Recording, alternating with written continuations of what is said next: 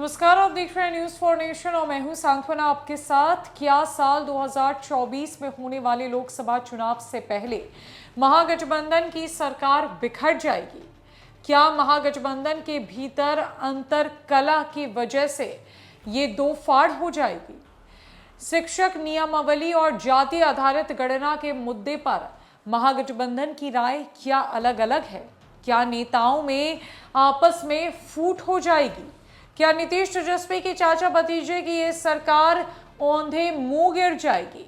इस तरह के सवालों से बिहार का सियासी बाजार इन दिनों गर्म है और विपक्ष में खड़ी बीजेपी इसी बात की ताक लगाए बैठी है कि कब उसे मौका मिलता है और वो एक बार फिर महागठबंधन को अपनी निशाने पर लेती है। बीजेपी इस दिन का इंतजार कर रही है जब महागठबंधन बिहार की सियासत में औंधे मुंह गिर जाए और इस बात का दावा भी कहीं ना कहीं बीजेपी की तरफ से किया जा रहा है कि ये महागठबंधन की सरकार चलने वाली नहीं है, ये विफल हो जाएगी।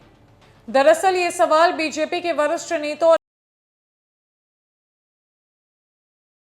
उठाए हैं।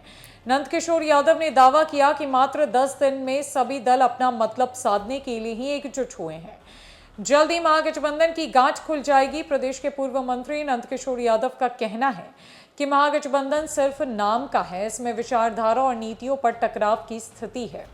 नंदकिशोर यादव ने कहा कि महागठबंधन सरकार बनने के बाद प्रदेश का विकास ठप हो गया है क्योंकि महागठबंधन सरकार अपने ही दलों के विरोधी रवैये से निपटने में सारा समय बर्बाद कर रही है। गौरतलब है कि बीजेपी के वरिष्ठ नेता नंदकिशोर यादव ने कहा कि महागठबंधन में शामिल राजनीतिक दलों के बीच शराबबंदी और नई शिक्षक नियमावली को लेकर ही विरोधाभास है। शराबबंदी और नई शिक्षक नियमावली के खिलाफ महागठबंधन में ही विरोध के स्वर उठ रहे हैं। वहीं एक तरफ सरकार शिक्षक नियुक्ति की नई नियमावली की वकालत कर रही है, लेकिन सरकार के सहयोगी दल नई नियमावली का विरोध कर रहे हैं।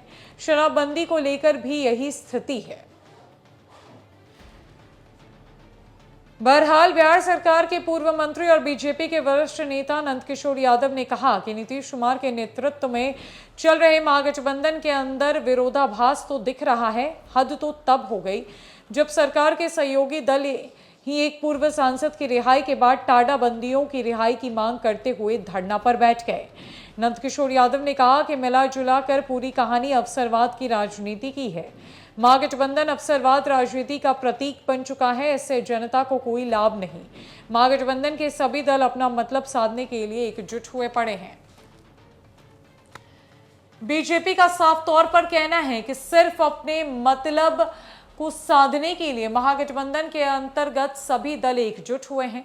ये कभी भी बिखर सकते हैं, इनका एक दूसरे से कोई लगाव नहीं, इन्हें एक दूसरे से कोई मतलब नहीं और आने वाले दिनों में ये खुद के लिए एक दूसरे के साथ ही राजनीति कर बैठेंगे, जिससे महागठबंधन का बिखरना पूरी तरीके से तय है। देखने वाली बात तो ये होगी कि क्या सचमुच बिहार में महागठबंधन बिखर जाएगी? क्या चाचा भतीजे की ये सरकार खुद को संभाल नहीं पाएगी या फिर ये चाचा भतीजे की सरकार आने वाले दिनों में एक नया रुख लाता हुआ नजर आएगी? फिलहाल के लिए इस खबर में इतना ही। अन्य कई खबरों के लिए हमारे साथ बनी रहे न्यूज फॉर नेशन में। नमस्कार।